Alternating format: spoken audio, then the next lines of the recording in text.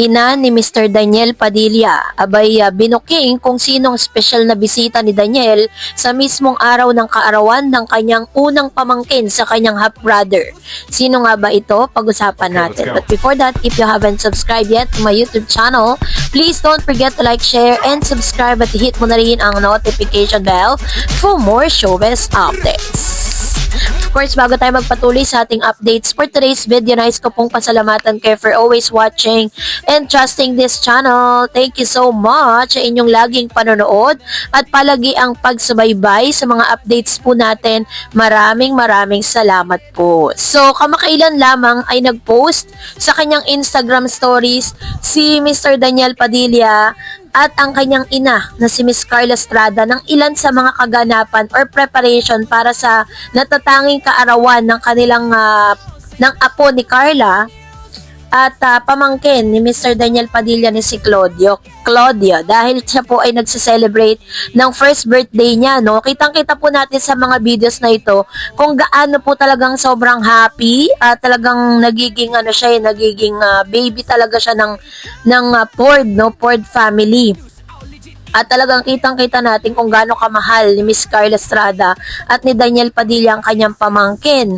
At nag-i-spend talaga siya ng time para dito. So, kasabay ng mga pangyayaring ito, ay inilabas din po nila ang ilan sa mga kaganapan sa birthday party, no? At kung sino-sino yung mga invited dito po sa kaarawan nga ni Claudio.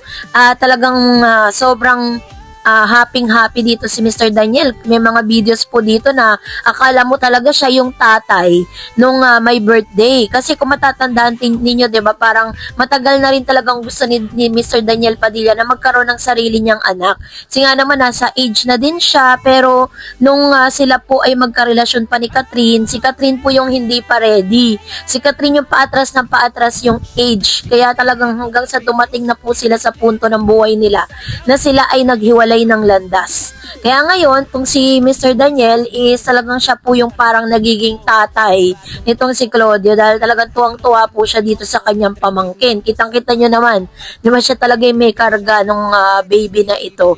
And usap-usapan din po dito na talagang isa si Mr. Daniel Padilla sa mga nag-finance or nagbayad po ng ilan sa mga malaking event na ito kasi first birthday nga naman ng kanyang pamangkin tapos ninong pa siya nito.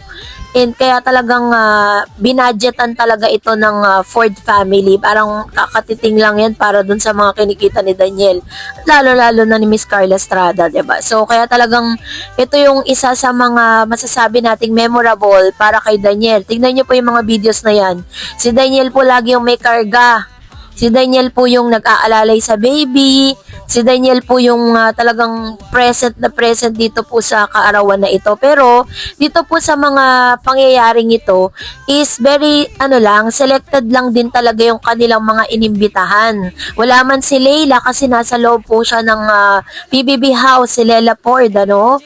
Pero still nag-celebrate pa rin po sila ng kaarawan ni nitong baby Claudio. Ayan. So kasabay din ito ay napag-uusapan kasi kung maaalala po ninyo is napag-usapan din sa interview ni Mr. Daniel Padilla patungkol nga sa kanyang paghahanda, sa kanyang pagpapamilya.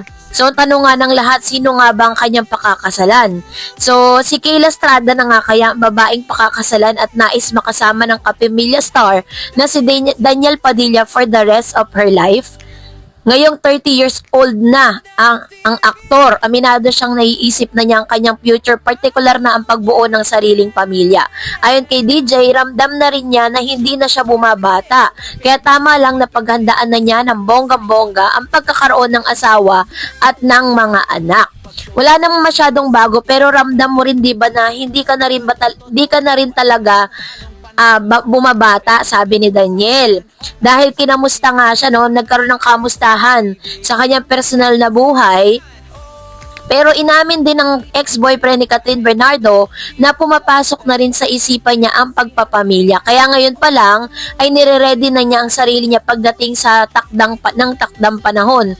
Ngayon nagsisimula na rin ang paghahanda niya about his future life. Lagi ko naman sinasabi, 'di ba? Syempre, darating yung panahon na magpapamilya ka na, saan ka titira. Alam mo 'yun, sabi ni Daniel.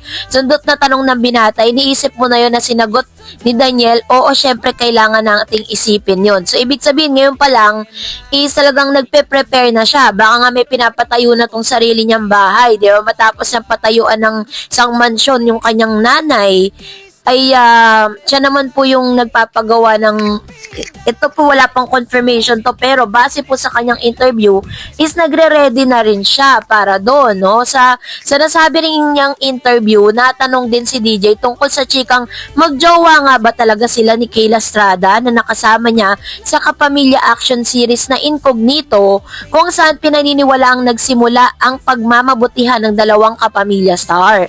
Diretsahan namang sinagot ito ni Daniel. Sabi niya, tumawa lang ang kapamilya actor, sabay sabing kain muna tayo. Yan po yung ilan sa mga interview niya noon. Hindi diretsong sinagot ni Daniel ang tanong, pero mukhang may bahid na nga di umano ng katotohanan ang tungkol sa kanila ni Kayla. Sabi niya, wag na natin i-pressure yung sarili natin at wag na nating ilagay sa ganong i-showbiz pa yun. Pero you get my point, lalabas at lalabas. Pero ayoko lang namin naghihintay na, alam mo yun, wag na, hayaan na natin mangyari mga nangyayari, sabi niya. Pagpapatuloy pa ni DJ, wag niyo muna kaming kulitin. Just let it be. So, sinabi niya, wag niyo muna kaming kulitin. Ibig sabihin, sinama niya si Kayla dun sa statement na yon. Kaya naman, agad naman po no, na nabuo yung rumors na si Kayla Estrada daw di umano, ito pong nasa post na ito ni Miss Carla Estrada. Yan. So, sinasabi po nila na dumalo si Miss Kayla Estrada, ang special na bisita ni Mr. Daniel Padilla sa mismong kaarawan nitong si Claudio. Pero, nung chinek po natin yung photos na ito, parang AI siya. Para siyang lang fan-made para talagang magkaroon ng evidence na talagang nandun nga si Kayla. Kasi kung i-check po natin yung Instagram stories, Instagram post at ng ilang mga kaibigan ni Daniel, is wala tayong makitang any Kayla na nandoon. Wala pong Kayla Estrada na nandoon. Although marami po tayong mga sightings na nalalaman patungkol po sa kanilang dalawa dahil kalat na kalat naman yan sa social media.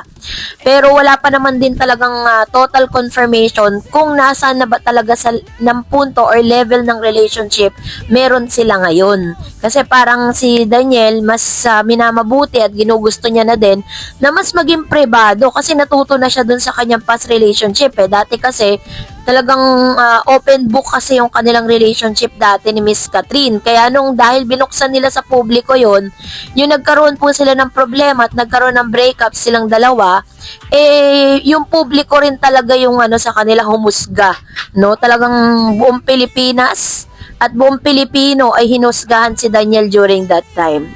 Kaya naman pa tayo magre-research pa tayo patungkol sa dalawang ito. And that's it for today. For more videos and updates, please don't forget to like and subscribe, and please don't forget to follow my Facebook page, Dar Eds TV and Darage channel. God bless everyone.